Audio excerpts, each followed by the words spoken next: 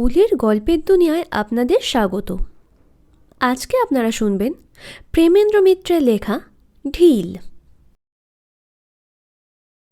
ঘনাদা তার তেতলার ঘর থেকে অকারণে কয়েকবার নিচের তলা পর্যন্ত নামা ওঠা করেছেন। আমাদের আড্ডা ঘরের সামনে ঘুরঘুর করেছেন খানিকক্ষণ, শুধু মান খুইয়ে ভেতরে ঢুকতে পারেননি এ পর্যন্ত। এখন হঠাৎ বাইরে দোতলার বারান্দায় দাঁড়িয়ে তিনি তার বাঁচখাই গলায় আমাদের ৭২ নম্বর বনমালী নস্কর লেনের নতুন চাকর বনোয়ারিকে তুলোধনা বকুনি দিচ্ছেন শোনা গেল। ঘনাদার কর্ণকুহরে জ্বালা ধরাবার জন্যই যে উচ্চ হাসিটা ঘরে আমরা তুলেছিলাম, সেটা থামিয়ে হঠাৎ ঘনাদারে উত্তেজনা ও তম্বির হেতুটা বোঝবার চেষ্টা করলাম। শিশির তার ঘর থেকে সিগারেটের টিন আনবার ছলে চট করে একবার ঘুরেও এলো বারান্দা দিয়ে। ঘনাদার চোখের সামনে নতুন সিগারেটের টিন খোলাতেই যেন তন্ময় হয়ে। ব্যাপার কি? আমরা মুচকি হাসির সঙ্গে উৎসুক। ঢেলা। শিশির সিগারেটের টিনটা মাঝখানে টেবিলে রেখে একটি সংক্ষিপ্ত কথাতেই রহস্য ঘনীভূত করে তুলল। ঢেলা? আমরা হতভম্ব। আমাদের বনোয়ারি ঘনাদাকে ঢেলা মেরেছে? শিবুর বিস্মিত শঙ্কিত অভিনয়ের ধরনে আমরা প্রয়োজনের চেয়ে বেশি জোরেই হেসে উঠলাম। কারণে অকারণে হেসে উঠে আমাদের জটলাটা জানান দেওয়াই অবশ্য আমাদের উদ্দেশ্য। না হে না, ঢিল মারার চেয়ে বেশি অন্যায় করেছে। শিশির এবার ব্যাপারটা বুঝিয়ে দিলে। ঘনাদার ঘরে একটা ভাঙা কাঁচের পেপার ওয়েট পড়ে থাকে, দেখেছ তো? বনোয়ারি ভাঙা কাঁচের ঢেলা ভেবে ঝাঁট দেবার সময় সেটি কোথায় নাকি ফেলে দিয়েছে।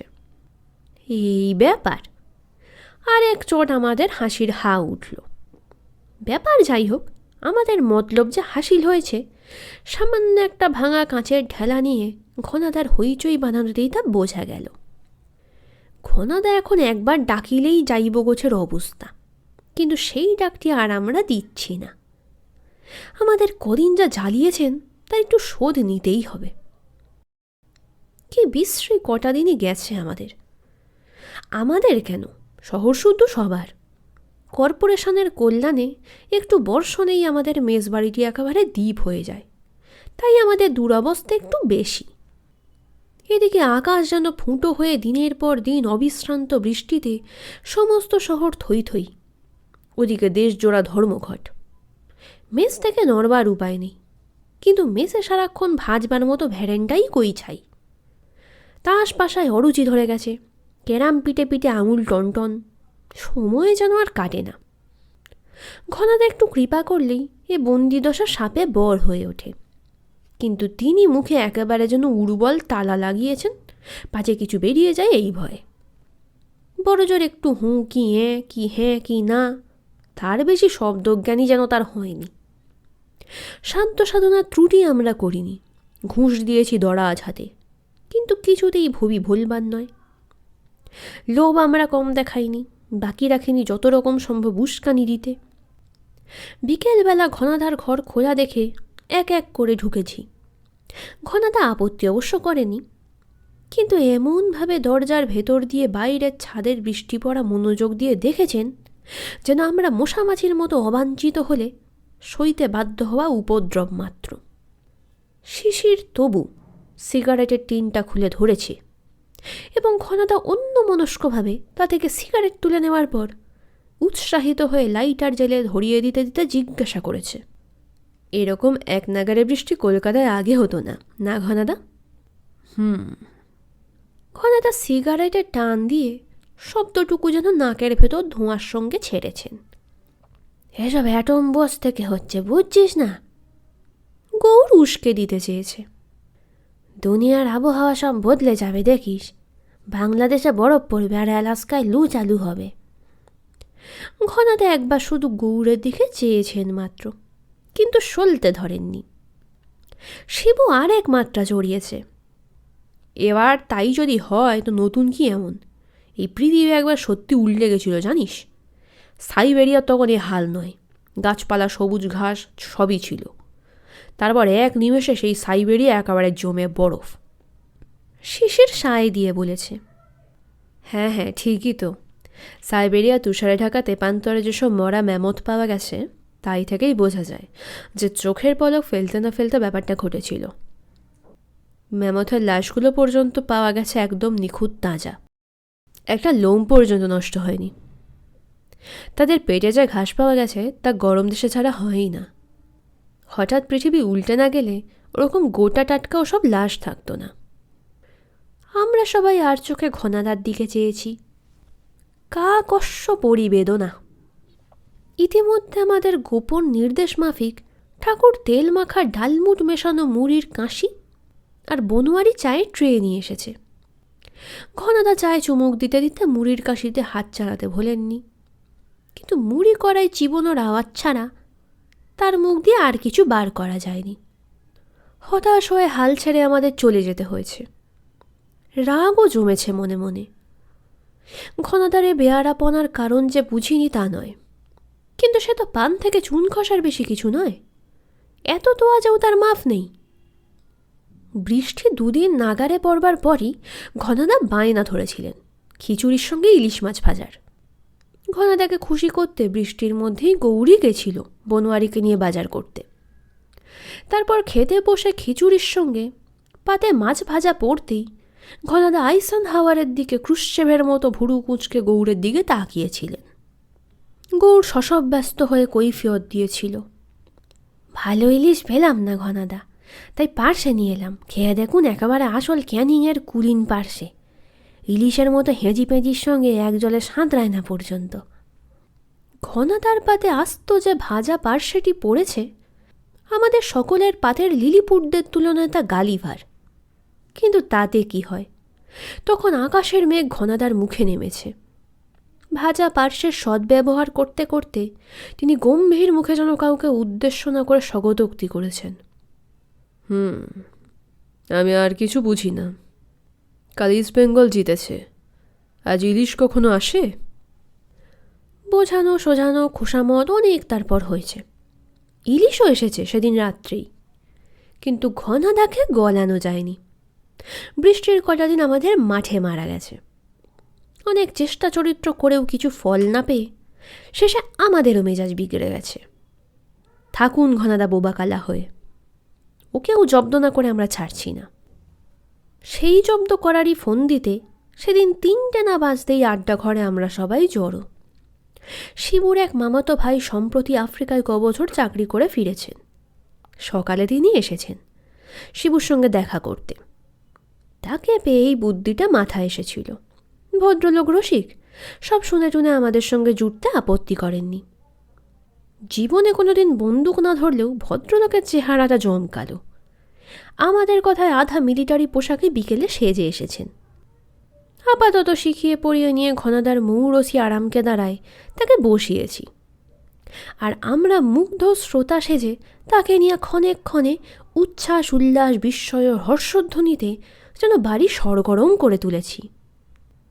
দুপুরে দিবানিদ্রা সেরে উঠবার পর যথারীতি গড়গড়ায় তাম্রকূট সেবন করতে করতে ঘনাদাও নির্ঘাত সে আওয়াজ মাঝে মাঝে পেয়ে কৌতূহলী হয়েছেন। ঠাকুর রামভুজের মারফত খবরটাও তার কাছে পৌঁছে দিতে ভুল হয়নি। যেমন মহলা দিয়ে শেখানো ছিল, রামভুজ সেইভাবে একটু সকাল সকালে চা নিয়ে গেছে এবং ঘনাদার প্রশ্নের অপেক্ষায় না থেকে নিজে থেকেই নালিশ জানিয়ে বলেছে, 3 বাজতে না বাজতে চা বলেন তো বড় বাবু, আমাদের কত মুশকিল। ঘনাদা নিজের গোলমাল সম্বন্ধে প্রশ্ন করবার সুযোগ পেয়েছেন, আর রামভুজ তার হিন্দি বাংলার খিচুড়িতে যতখানি সম্ভব বিস্ময় ঢেলে দিয়ে বলেছে, अरे अब्बास, अरे बहुत बड़ा एक शिकारी আসিয়েছে সমুদ্র के पार से, के ना शेर गंडार हाथी मारिয়েছে। बाबू लोग सा वही किस्सा सुनते আছে। আর ঘনাদা স্থির থাকতে পারেন? তারপর রামভুজও চা দিয়ে নিচে নেমেছে, আর তার প্রায় পিছু পিছুই ঘনাদা। আড্ডা ঘরে একবার এসে দাঁড়াবার জন্য প্রাণটা তার ছটফট করছে, কিন্তু পারছেন না শুধু মানের দায়ে। ছটফটানিটাই বনোয়ারির উপর যা বকুনি হয়ে বেরিয়েছে, কিন্তু তাতেও যা ভেবেছিলেন তা হয়নি। গল্প শুনতে আমরা এমন মশগুল যে ঘনাদার ওই পাড়া জাগানো চিৎকার কানেই যায়নি। এতক্ষণ পর্যন্ত যাও বা রাস টানা ছিল বনোয়ারির একচোঙারি বেগুনি ফুলুরি পাঁপড় ভাজা নিয়ে আড্ডা ঘরে ঢোকার সঙ্গেই তা ছিঁড়ে গেল। বনোয়ারি টেবিলের ওপর চেঙারিটা রেখে বেরিয়ে যাওয়ার আগেই যেন ঘরে কেউ আছে কি নেই খেয়াল না করে টেবিল থেকে খবরের কাগজটা নিতেই ঘনাদা ঘরে ঢুকে পড়লেন। ঢুকে পড়েই দাঁড়ালেন থমকে। তারই মৌরসিপাট্টা আরামকেদারায় শিবুর আধা মিলিটারি পোশাক পরা মামাতো ভাইকে দেখে আমরা কিন্তু তখনও যেন গল্পেই মশগুল। তারপর মিস্টার রাহা? গৌর চোখ বড় বড় করে ভয়ে বিস্ময়ে ধরা গলায় জিজ্ঞাসা করলে, বোমার ভেতর থেকে 2টো কি ফারু, 3টে ফারু, 4টে কি বাকো ছুটে আসছে, আর আপনার হাতে স্রেফে একটা পাঙ্গা। কি করলেন আপনি তখন? ঘাস কাটলেন? এবার আর চমকে ফিরে ঘনাদাকে লক্ষ্য না করে উপায় নেই। আমাদের সকলের মুখেই হঠাৎ যেন অবাঞ্ছিত উপদ্রবে বিরক্তির ভান, কিন্তু তাতেও বিস্ময় যেন আর চাপা থাকছে না। ঘনাদা আমাদের দিকে অনুকম্পা ভরে তাকিয়ে জ্বালা ধরানো ব্যঙ্গের সুরে বললেন, ঘাস ছাড়ার কি কাটবে? কারণ আফ্রিকার সোহাইলি ভাষায় ঘাস কাটবার লম্বা ধারালো ছুরিকেই পাঙ্গা বলে। তাছাড়া বোমা হলো গ্রাম কি তাঁবু টাবুর চারধারে গাছপালার তৈরি কাঠের দেওয়াল। তার ভেতর মানুষ থাকে, জানোয়ার সেখান থেকে বেরোয় না। আর কিবাকো যদিও হিপোপটামাসের সোয়াহিলি নাম, কিন্তু কিফারু আর ফারু আলাদা জানোয়ার নয়। কিফারুকেই সংক্ষেপে বলা হয় ফারু, মানে গন্ডার।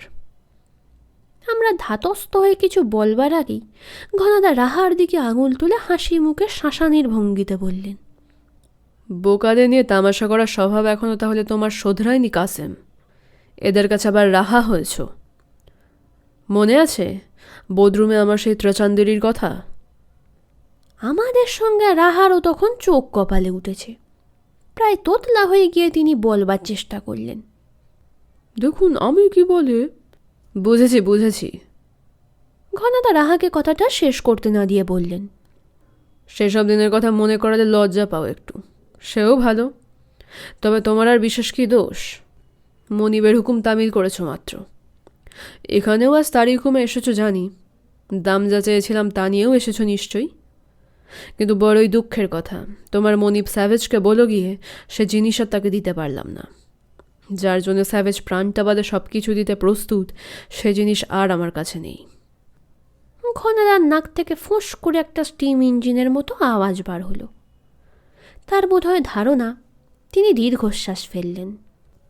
আমরা তখন অবশ্য হাঁ করে আছি। রাহাই আমতা আমতা করে বললেন, আমার নাম কিন্তু ওই কি বললেন কাশিম নয়, আমি হলাম শিবুর মামাতো ভাই, অনিল রাহা। কি? ঘনাদা যেন আকাশ থেকে পড়ে রাহার দিকে তাকালেন। তারপর ধীরে ধীরে ভুল ভেঙে গিয়ে লজ্জা পাবার ভঙ্গিতে বললেন, ছি ছি, আমারই ভুল। আশ্চর্য কিন্তু চেহারার মিল। যাক তবু ভালো, স্যাভেজের কাছে কথার খেলাপটা আপাতত হলো না। দেখি এখনো সেটা খুঁজে পাই কি না। ঘনাদার দরজার দিকে পা বাড়ালেন। বলা বাহুল্য, এবার আমাদেরই উঠে গিয়ে ধরে আনতে হলো। শিবুর ইশারায় রাহা তখন আরামকেদারা ছেড়ে উঠে দাঁড়িয়েছেন। সেই আরামকেদারায় ঘনাদাকে প্রায় পাঁজা কোলা করে নামিয়ে দিয়ে যে যেখানে পারি বসে পড়ে জিজ্ঞাসা করলাম, কি খুঁজতে চান ঘনাদা? ওই তোমাদের মূর্তিমান বনোয়ারি যা ফেলে দিয়েছে। ঘনাদার রাগটা যেন সঙ্গে সঙ্গে চেঙারির বেগুনি ফুলুরির উপর গিয়ে পড়ল। শিশিরের এগিয়ে দেওয়া সিগারেটটা অগ্রাহ্য করে সেগুলো সাবার করবার জন্য হুমড়ি খেয়ে পড়লেন। বনোয়ারি ফেলে দিয়েছে? সেটা তো একটা ভাঙা কাঁচের পেপার ওয়েট। আমার মুখ দিয়ে বেরিয়ে গেছিল। ভাঙা কাঁচের পেপার ওয়েট? প্রায় অর্ধেক চেঙারি শেষ করে মিনিট 10 বাদে ঘনাদা আমার দিকে কটমটিয়ে তাকালেন। জানো ওটা কি বস্তু? জানো ওটা কোথা থেকে পাওয়া? রাস্তায় কোথাও পড়ে টড়ে ছিল বোধহয়। শিবুর মন্তব্য, কেউ বাজে জঞ্জাল বলে ফেলে টেলে দিয়েছে। শিশিরের ফোড়ন, কিংবা কেউ হয়তো কাউকে ছুঁড়ে মেরেছে। গৌড়ের গবেষণা। হ্যাঁ, ছুঁড়ে মারার জিনিসই বলতে পারো। ঘনাদার মুখে রাগের বদলে আমাদের ওপর অবজ্ঞা মেশানো অনুকম্পাই ফুটে উঠল। ছুঁড়ে মারা একটা ঢিলই বটে। ওই ঢিলের কল্যাণে ভারতবর্ষের ইতিহাস যদিও বদলে লেখা যেত, কিন্তু ঢিলটা কোথা থেকে এসেছে ভাবতে পারো? আর ঘনাদাকে জ্বালানো উচিত হবে না, তাই মুখে অক্ষমতা ফুটিয়ে আমরা বোকা সেজে রইলাম। এবার ঘনাদাই নিজের জবাব নিজে দিলেন। এই ঢিল এসেছে 1 কোটি 2 কোটি নয়, অন্তত 10,000 কোটি মাইল দূর থেকে। মোটে? শিবু যেন হতাশ।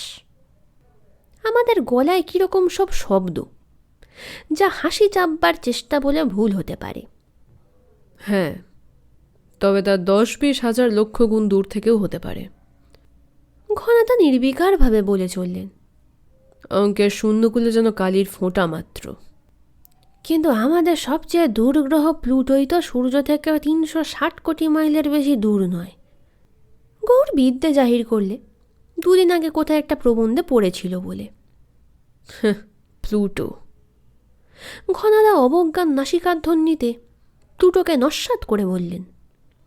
আমাদের সৌরমণ্ডলের সূর্য যে ছায়াপথ, অর্থাৎ নক্ষত্রপুঞ্জের একটা নগণ্য তারা মাত্র, সেই ছায়াপথের এ প্রান্ত থেকে ও প্রান্ত 20,000 কোটি কোটি মাইল দূর। প্লুটো টুটো নয়, এই ঢিল সেই ছায়াপথেরও বাইরে থেকে এসেছে। আমাদের গলা দিয়ে কিছু বেরুবার আগেই প্রতিবারটা যেন অনুমান করে ঘনাদা আবার বললেন। না, উল্কা নয়, এ সম্পূর্ণ আলাদা জিনিস।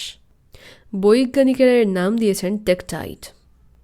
উল্কার সঙ্গে এর অনেক তফাৎ। উল্কা আমাদের সৌরমণ্ডলের না হোক, নিজেদের এই ছায়াপথেরই জিনিস। উল্কাপিণ্ডের ভেতর অন্য সব হালকা ধাতুর সঙ্গে লোহা নিকেল থাকবেই, কিন্তু টেকটাইটে লোহা নিকেল নেই। দেখতে তার রঙিন কাঁচের গোলগাল ডেলার মতো। তার ভেতর অ্যালুমিনিয়াম আর বেরিলিয়ামের রেডিও আইসোটোপও পাওয়া গেছে। টেকটাইটের সব রহস্য এখনও জানা যায়নি, কিন্তু পণ্ডিতদের ধারণা মহাশূন্যের এসব ঢিল আমাদের ছায়াপথের সীমানার বাইরে অন্য নক্ষত্রলোক থেকে সম্ভবত এসেছে। এই টেকটাইট এতদিন আপনার কাছে ছিল, আর আপনি তা হেলায় অছয় যেখানে সেখানে ফেলে রাখতেন? শেষের অবাক হয়ে জিজ্ঞাসা করলে। তোমাদের ওই ধনুর্ধর বনোয়ারি না আসা পর্যন্ত তাতে তো কোনো ক্ষতি হয়নি। তোমাদের কাছে যে ওটা কাঁচের কাগজ চাপা। ঘনাদা টিটকিরি দিলেন। যথাসম্ভব লজ্জিত হবার ভান করে বললাম, কিন্তু এ কাঁচের ঢিল থুড়ি টেকটাইট আপনি ফেলেন কোথায়? শিবুটাকে নিয়ে পারা যায় না, হঠাৎ দুম করে বলে বসল। মাথায় পড়েছিল বোধহয়। আহাম্মক কোথাকার!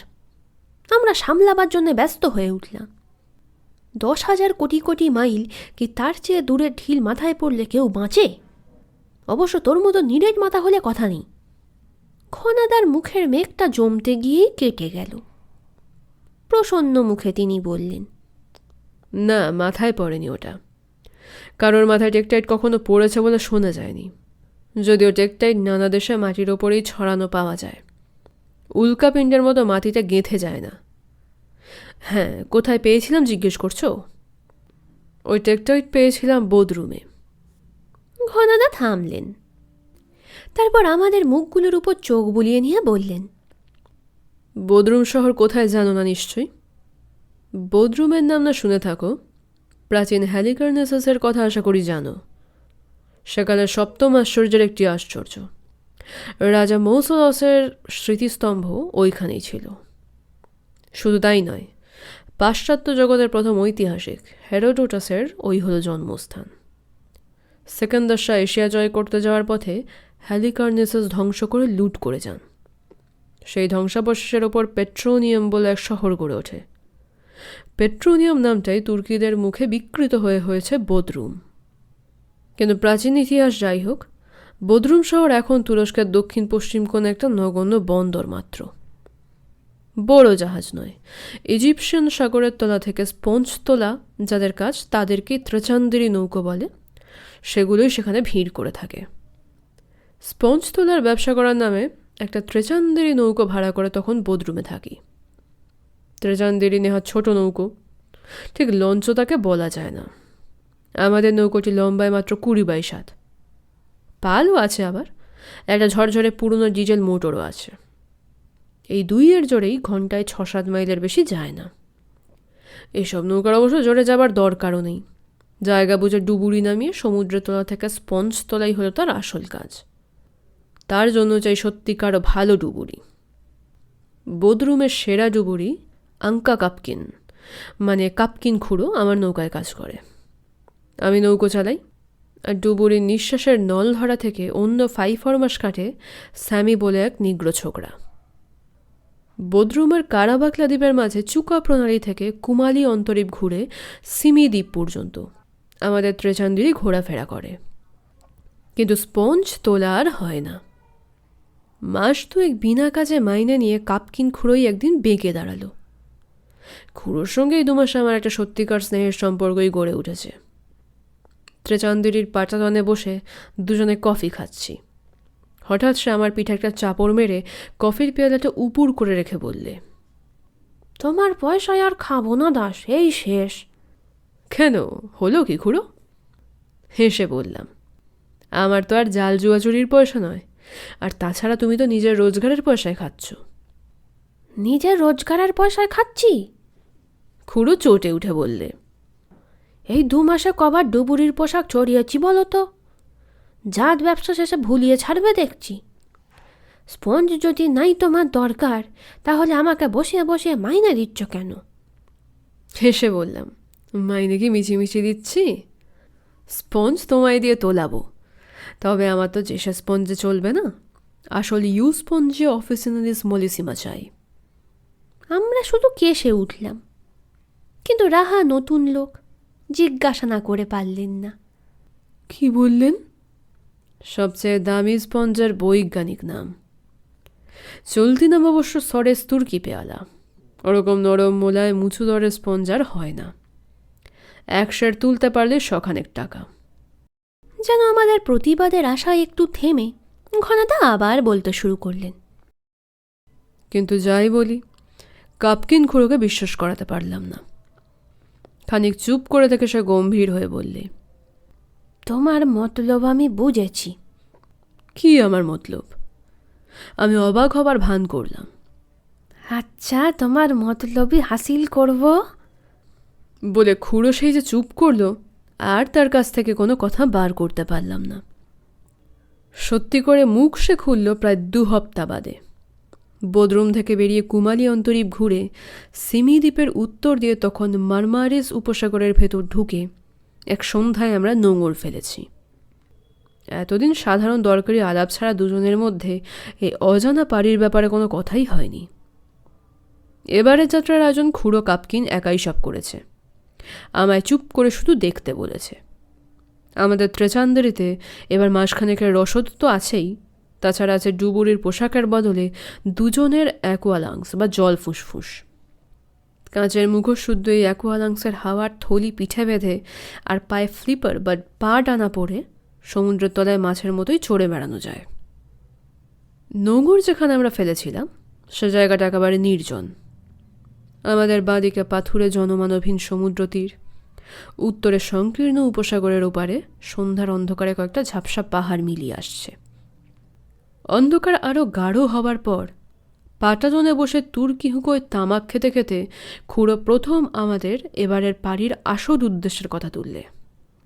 হেসে বললে, এখানে কি আছে জানো তো? বোকা সেজে বললাম, যে স্পঞ্জের জুড়ি নেই সেই সরেশ তুর্কি পেয়ালা বোধ হয়। তুর্কি পেয়ালাই বটে। খুড়ো হেসে উঠে বললে, আর চালাকিতে দরকার নেই। শোনো তাহলে, যে খবর আমার সঙ্গে কবরেই নিয়ে যাব বলে ঠিক করেছিলাম, তাই আজ তোমার কাছে বলছি তোমার উপর আমার মায়া পড়ে গেছে বলে, আর তোমার চামড়া কালো বলে। এই খবর নেবার জন্য টাকা যাদের কাছে খোলাম কুচি, সেরকম কত মার্কিন আমির আমায় সোনায় মুড়ে দিতে চেয়েছে। বুড়ো হয়ে আসছি, ডুবুরির কাজ করতে করতে একদিন হয়তো দম ফেটে কি পক্ষাঘাত হয়ে মরব। ওদের কাছে এ খবর বেচে সেই টাকায় শেষ বয়সটা পায়ের উপর পা দিয়ে কাটাতে পারি, কিন্তু তবু ওদের এ খোঁজ আমি দিইনি, দেবও না। চাঁদির জোরে ওরা ধরাকে সরা দেখছে। দুনিয়ার সব জিনিস ওরা যেন পয়সা দিলেই কিনতে পারে। এখানে সমুদ্রের তলায় যা আছে ওরা তা চায় শুধু নিজেদের বাড়িতে বড় জোর জাদুঘরে রেখে জাঁক দেখাবার জন্য। আমাকে 2 বছর ধরে লোভ দেখিয়ে, এমনকি শাসিয়ে যে অতিষ্ঠ করে মারছে তার এসব জিনিসের উপর ভক্তি শ্রদ্ধাও নেই। সে শুধু মালিক হবার দেমাকেই দুনিয়ার সব কিছু দুর্লভ জিনিস কিনতে চায়। কানাঘুষোয় আমার এ আবিষ্কারের কথা সে শুনেছে, কিন্তু রাজত্বের লোভ দেখিয়েও পেটের কথা বার করতে পারেনি। খুড়োর কথা শুনতে শুনতে মাথায় যেন ঘোর লাগছিল। ধরা গলায় বললাম, সত্যি এমন দুর্লভ জিনিস এখানে আছে? আছে আছে, সকালেই ডুব দিয়ে নিজের চোখে দেখতে পাবে। 5 বছর আগে স্পঞ্জের খোঁজে এ অঞ্চলে এসে দৈবাত আমি আবিষ্কার করি। বাথরুমে ফিরে গিয়ে 2-4 জন ইয়ার বন্ধুর কাছে আসল জায়গার হদিশ না দিলেও একটু আধটু গল্প করেছিলাম। তাই থেকেই ওই সব শকুনগুলো টনক নড়েছে। কিন্তু তারাও কল্পনা করতে পারে না কি ঐশ্বর্য এই নোনা জলের তলায় লুকোনো আছে। আমি আধা মুখ্য ডুবুরি, কিন্তু ডাঙার উপর বেকুফ হলেও ডুব দিলেই আমি খলিফা। জলের তলার জিনিস আমি সব চিনি। তাছাড়া 2 বছর জার্মানির এক মিউজিয়ামের হয়ে ডুবুরির কাজও করেছি। বোধরুম ছেড়ে যে জলপথ ধরে আমরা এলাম, হাজার হাজার বছর আগে রোড, সাইপ্রাস, রোম, এমনকি মিশর থেকে এই ছিল সেদিনকার পালতোলা সদাগরি জাহাজের রাস্তা। এখানকার ডুবো পাহাড়ে লেগে কত জাহাজ যে তলিয়ে গেছে। সমুদ্রের তলায় সেসব জাহাজের সওদা ছড়ানো। সে যুগের আশ্চর্য সব জিনিস, কাঁসার, তামার, সোনার, তাছাড়া অ্যাসফোরা যাকে বলে সেই দুদিকে হাতল দেওয়া অপরূপ কারুকাজের গ্রিস ও রোমের মাটির পাত্র তো অঢেল। ইউরোপ, আমেরিকা থেকে কত দল এসে ডুবুরি লাগিয়ে সেসব জিনিস খুঁজে নিয়ে গেছে। কিন্তু তারা যেসব ডুবোজাহাজের জিনিস পেয়েছে সেগুলো বড় জোর 2000 বছর আগেকার। কিন্তু এইখানে যা আছে তার বয়স কমপক্ষেও 3000-এর ওপর। শুধু পেতল, কাঁসা, সোনার জিনিস নয়, এখানে যে জাহাজ ডুবেছিল তাতে কাঁসা আর একরকম চুনা পাথরের অদ্ভুত কয়েকটা মূর্তি ছিল। সমুদ্রের তলায় এতদিন থেকেও সেগুলো একেবারে নষ্ট হয়নি। অন্য কিছু আমি ছুঁইনি, শুধু একটি ছোট বুড়ো আঙুল প্রমাণ মূর্তি কুড়িয়ে নিয়ে গেছিলাম। ঘষে ধুয়ে পরিষ্কার করে সে মূর্তি একজনকে শুধু দেখাই। তিনি একজন ফরাসি পণ্ডিত, এক মিউজিয়ামের হয়ে এই সব ডুবো জাহাজের খোঁজেই এসেছিলেন। মূর্তি দেখে তার চক্ষু স্থির, চমকে বলে উঠেছিলেন, আরে এ তো ভারতবর্ষের জিনিস। মূর্তিতে খোদাই কটা অক্ষরের মতো চিহ্ন দেখে কি একটা নামও যেন করেছিলেন, মনে পড়ছে না এখন। উত্তেজিত হয়ে জিজ্ঞাসা করলাম, মহেঞ্জোদারো, হরপ্পা? খুড়ো উৎসাহিত হয়ে বললে, হ্যাঁ হ্যাঁ, ওই নাম। কি তার আগ্রহ কোথায় পেয়েছি জানবার। ওই জিনিস এদিকে সদাগরি জাহাজে পাওয়াই নাকি কল্পনার বাইরে। লোকটা ভালো, কিন্তু তবু তাকে বলিনি কিছু। ও দেশের কাউকে এ জিনিস আবিষ্কারের বাহাদুরি নিতে দেব কেন? ব্যাকুল হয়ে জিজ্ঞাসা করলাম, জায়গাটা তুমি ঠিক চিনেছ তো খুড়ো? হ্যাঁ হ্যাঁ, কিছু ভাবনা নেই। এখান থেকে 50 গজ দূরে একটা ডুবো পাহাড়ে লেগে জাহাজটা ডুবেছিল। ভাগ্যক্রমে গুহা গোছের একটা গহ্বরে গিয়ে পড়েছিল। সেখান থেকে 3000 বছর ধরে তারা যা খোয়া যায়নি, যখন 3 প্রহর রাতেও কি কথার মধ্যে খুড়ো হঠাৎ চিৎকার করে ওঠায় আমিও চমকে ফিরে তাকালাম। কিন্তু কোথায় কি? চারিদিক একেবারে অন্ধকারে লেপা। কি দেখলে খুড়ো? অবাক হয়ে জিজ্ঞাসা করলাম। একটা আলো ওই দূরে সমুদ্রের বাঁকটার কাছে যেন জ্বলে নিভে গেল। এখানে আলো আসবে কোথা থেকে? আর ভুলে কোনো নৌকো কি জাহাজ যদি এসেও থাকে, আলো জ্বলেই নিভে যাবে কেন? ও তোমার মনের ভুল। তাই হবে বলে খুড়ো সায় দিলে। কিন্তু খুড়োর মনের ভুল যে নয় সাংঘাতিকভাবে বুঝলাম তার পরের দিন ভোর হতেই। উত্তেজনায় প্রথম দিকটা ভালো করে ঘুমই হয়নি। মহেঞ্জোদারোর মূর্তি বলতে তো ব্রোঞ্জ বা অ্যালাবাস্টারের তৈরি কোনো দেবী মূর্তি হবে। ফরাসি পণ্ডিত যদি অক্ষর দেখে মহেঞ্জোদারোর বলে চিনে থাকেন, তাহলে এ মূর্তিতে সেই মহেঞ্জোদারোর মার্কা মারা গড়ন নিশ্চয়ই আছে। এ মূর্তি এখানে পেলে তো ইতিহাস বদলে লিখতে হবে। ভারতের সিন্ধু নদের প্রাচীন সভ্যতার সঙ্গে এদিকের যোগাযোগের এর চেয়ে স্পষ্ট প্রমাণ তো আর হতে পারে না। এই মূর্তি যদি সত্যি এখানে উদ্ধার করতে পারি তো আমায় পায় কে? অর্ধেক রাত এইসব ভাবনায় কাটিয়ে শেষে ঘুমিয়ে পড়েছিলাম। ভোরের দিকে খুঁড়োর ঠেলাঠেলিতে ধর্মর করে জেগে উঠলাম। সর্বনাশ হয়ে গেছে বেটা দাস। কি সর্বনাশ খুঁড়ো? চোখ রোগড়ে তখন উঠে বসেছি। আমাদের অ্যাকোয়া লাংস দুটোইকে চুরি করে নিয়ে গেছে। চুরি করে? এই জনমানবহীন জায়গায় আমাদের নৌকো থেকে? এ কি ভুতুড়ে কাণ্ড নাকি? ভুতুরে নয়, কাল আমি ভুল দেখিনি। দূরে সমুদ্রে একটা আলো কাল সত্যি জ্বলেছিল। সে আলো জ্বলা আর আমাদের নৌকোয় চুরির রহস্যের পেছনে কি আছে তাও আমি বুঝেছি। কিন্তু চলো, এখন ফিরে যাওয়া ছাড়া তো উপায় নেই। ফিরেই গেলাম। তারপর হফতাখানেক বাদে বদ্রুমের বন্দরে আমাদের ট্রেচান্ডিরি ঠেকতে না ঠেকতেই খুঁড়ো লাফিয়ে পড়ল জেটির ওপরে। এক্ষুনি যাচ্ছ কোথায় খুঁড়ো? অবাক হয়ে চিৎকার করে জিজ্ঞাসা করলাম। আঙুল তুলে খুঁড়ো যা দেখালো সেটা দূরের বড় জেটিতে বাঁধা একটা ঝকঝকে ছোটোখাটো শৌখিন জাহাজ। আরে, ওটা তো বদ্রুম শহরটাই যে প্রায় কিনে রেখেছে সেই স্যাভেজ সাহেবের কোচ। আমিও তখন নেমে খুঁড়োর পাশে গিয়ে দাঁড়িয়েছি। খুঁড়ো আমার দিকে অদ্ভুতভাবে খানিক চেয়ে থেকে বললে, এখনো তুমি কিছু বোঝনি। ওই স্যাভেজ সাহেবের সঙ্গেই আমার বোঝাপড়া।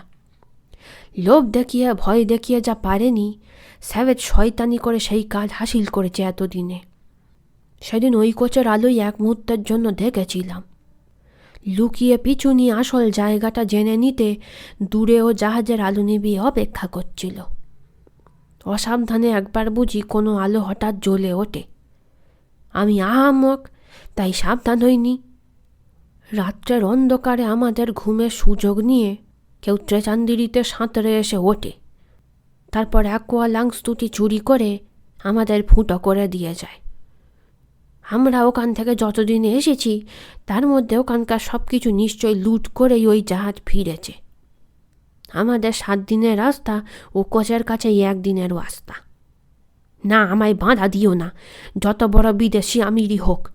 তুরস্কের বুকে বসে শয়তানি করার শোধ আমি নেবই। খুঁড়ো কাপকিন চলে গেল। চেহারা তার দশাশই পালোয়ানের মতো হলেও সরল হাসি মাখানো মুখই এতদিন দেখেছি, কিন্তু আজ যেন সে সত্যি খ্যাপা দানব হয়ে উঠেছে। সমস্ত সকাল খুঁড়োর জন্য বৃথাই অপেক্ষা করলাম। দুপুরবেলা খবর এলো হাসপাতাল থেকে। আঙ্কা কাপকিন নাকি জেটি থেকে পড়ে গিয়ে দারুণ জখম হয়েছে। এক্ষুনি আমার যাওয়া দরকার। গিয়ে যা দেখলাম তাতে শরীরের সমস্ত রক্ত আগুন হয়ে উঠল। খুঁড়োর প্রায় সর্বাঙ্গে ব্যান্ডেজ। আমার দিকে করুণ চোখে চেয়ে বললে, পারলাম না বেটা দাস, পারলাম না। স্বয়ং জমকে যেও পাহারায় রেখেছে কেমন করে জানবো? আচ্ছা, জমের চেহারাটাই একবার দেখে আসি বলে উঠে পড়লাম। ওই অবস্থাতেই কাতরে উঠে খুঁড়ো বললে, না না, যেও না তুমি দাস।